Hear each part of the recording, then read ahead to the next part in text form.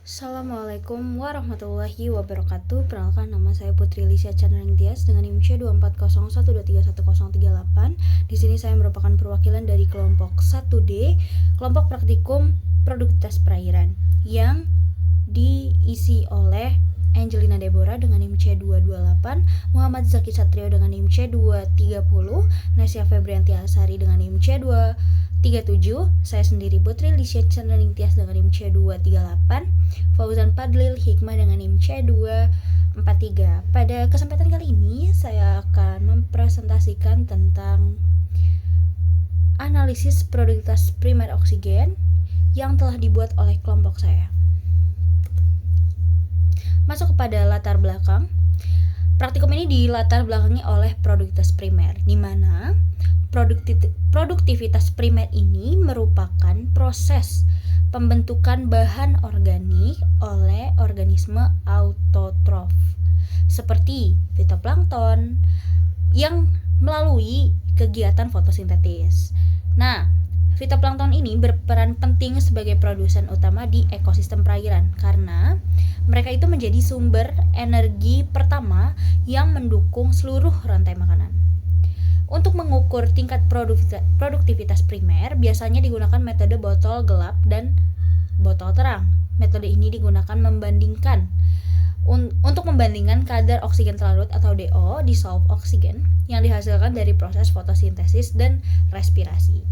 Nah, nilai DO itu menjadi salah satu parameter utama dalam menilai kualitas air serta keseimbangan ekosistem perairan. Selain itu juga, produktivitas primer ini dipengaruhi oleh beberapa faktor penting.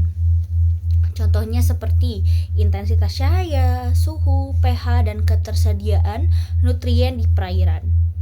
Semua faktor ini saling berinteraksi dan menemukan seberapa besar kemampuan fitoplankton untuk menghasilkan energi. Adapun tujuan dari praktikum ini adalah untuk menganalisis dan mengestimasi nilai produktivitas primer harian di kolam Departemen Manajemen Sumber Daya melalui pendekatan kemampuan fotosintesis organisme autotrof menggunakan metode oksigen. Nah, kemudian praktikum ini diharapkan dapat memberi informasi mengenai nilai produktivitas primer harian di kolam Departemen Manajemen Sumber Daya Perairan menggunakan metode oksigen, dan informasi yang diperoleh dapat dilakukan untuk organisme autotrof menggunakan metode oksigen dalam kolam. Nah, kita masuk kepada metode. Yang pertama ada waktu dan tempat. Waktu dan tempat ini kita melaksanakannya tanggal 27 September 2025 pukul 6 pagi hingga jam 3 sore. Selanjutnya adalah di mana tempatnya, yaitu kita ada 2 tempat, kolam percobaan MSP dan juga laboratorium BIMI 1 FPIK IPB. Nah, data dikumpulkan melalui pengukuran terhadap DO, suhu dan cahaya pada pukul 6, 9, 12, dan 15. Untuk alat dan bahan sendiri yaitu ada botol terang dan botol gelap. Terus juga ada tali rafia, ada pipet, ada alat titrasi, ada luxmeter, ada DO-meter, dan juga alat-alat yang mendukung seperti labu dan cairan-cairan seperti MnSO4, NaOH plus Kl, H2SO4 pekat, larutan amilum, dan larutan N2S2O3. Untuk prosedur kerja sendiri yaitu ada pertama, ambil sampel air dengan botol Winkler dan pastikan tidak bubbling. Lalu bungkus botol gelap dengan plastik hitam, lalu ikat dengan tali rapia. Kaitkan tali rapia pada botol dengan tali pada kolam, lalu masukkan botol ke dalam kolam dan biarkan beberapa jam. Selanjutnya lakukan titrasi pada sampel dengan menggunakan reagen hingga warna biru itu menghilang. Catat volume titran yang digunakan dan hasilnya dihitung menggunakan rumus DO. Selanjutnya ada lakukan pengukuran suhu dan cahaya, yaitu pada waktu-waktu yang sudah ditentukan tadi. Ada jam 6, jam 9, jam 12, dan jam 15. Untuk analisis datanya itu ada yang pertama, ada perhitungan R dengan rumus yaitu R sama dengan I kurang D, yaitu Mg O2 per L. Selanjutnya ada perhitungan GPP, yaitu GPP sama dengan L dikurang D dalam kurung Mg O2 per L. Terus Lalu ada perhitungan NPP, yaitu NPP sama dengan L dikurang I dalam kurung MgO2 per L.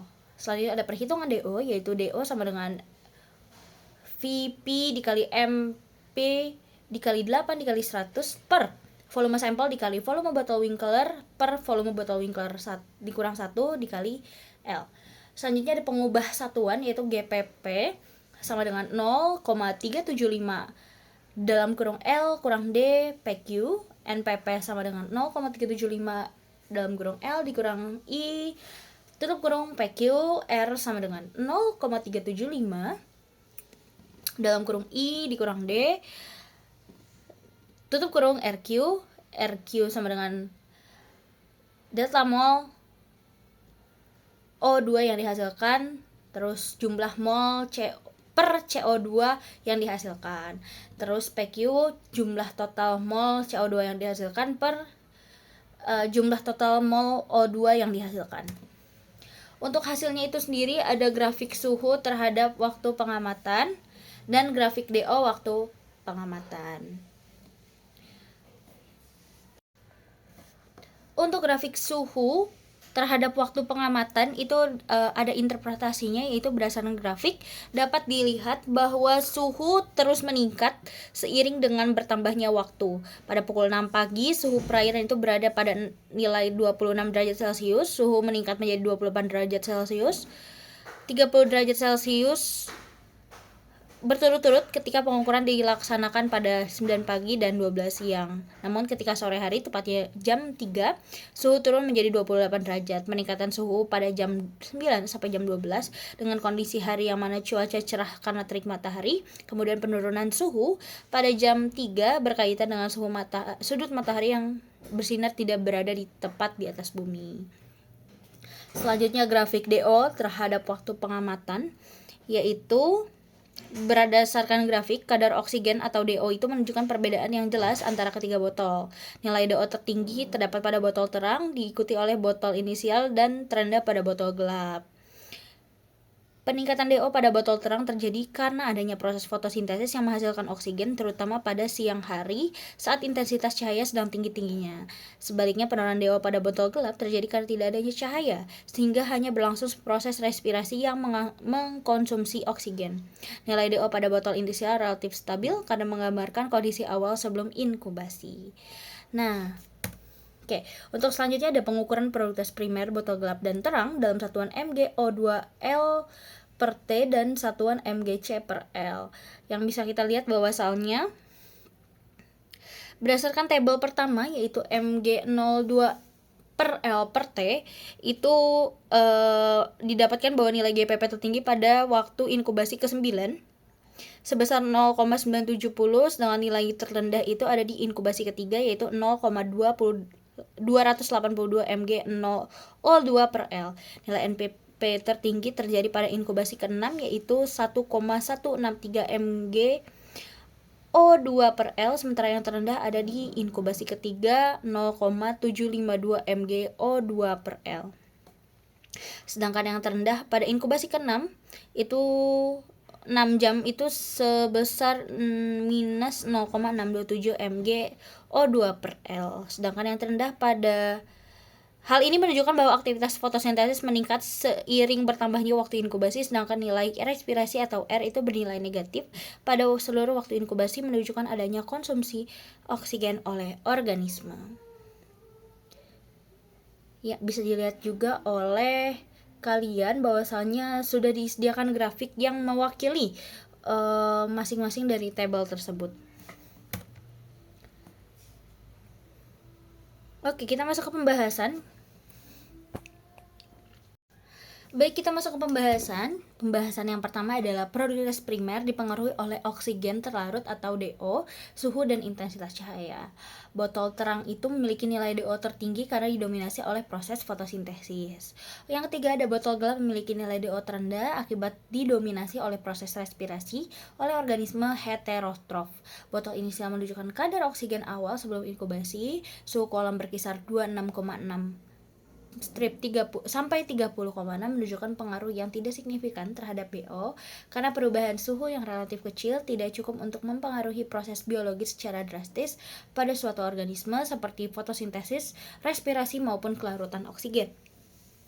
Sedangkan nilai GPP dan NPP pada inkubasi ke-6 jam terjadi karena intensitas cahaya dan suhu pada waktu tersebut mencapai puncaknya sehingga proses fotosintesis fitoplankton berlangsung secara maksimal pada waktu tersebut menurut Schaff-Rizal et al. 2021.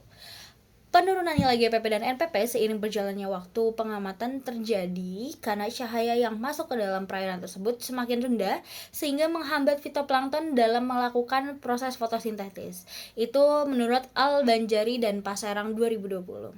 Nilai R respirasi yang negatif mendadak konsumsi oksigen oleh organisme. Berdasarkan hasil, kondisi kolam MSP masih tergolong produktif dan mendukung aktivitas biologis.